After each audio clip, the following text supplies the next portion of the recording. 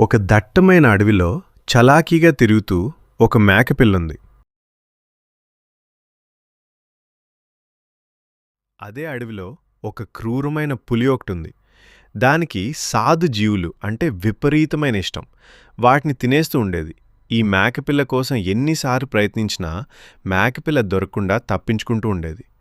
ఒకసారి కొండ అంచున మేకపిల్ల దొరికినట్టు దొరికి లోతులో దూకుతున్నట్టు పైకి ఎగిరి అక్కడే నిలబడుతుంది. పులి మేకను పట్టుకోవడానికి దూకి లోయలో పడిపోయింది. పడిపోయిన పులి మళ్లీ లెగిచి ఆ మేకని ఎలాగైనా తినాలని గట్టిగా అరుస్తుంది. మేక నీళ్లు తాగటానికి నదికి చేరినప్పుడు చెట్ల పదల్లో దాక్కున్న పులి ఒక్కసారిగా మేకపై పడి గట్టిగా పట్టుకుంటుంది. అప్పుడు మేక భయపడకుండా, "ఒక నిమిషం ఆగు, నువ్వెలాగో నేను ఆరగించేస్తావు. నీవొక ఆకు తిని దాని ద్వారా నన్ను తింటే నీకు మరింత రుచి, నాకు బాధ కలపకుండా ఉంటుంది. ఈ యొక్క సహాయం చెయ్యి" అని అడుగుతుంది.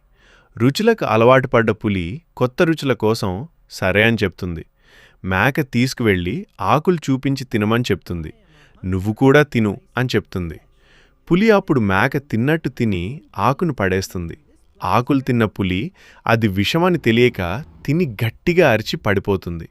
సాధు స్వభావం కలిగిన మేక పులికి నీటిని తెచ్చి తాపిస్తుంది. ఆ విషానికి విరుగుడు చేసి బతికిస్తుంది.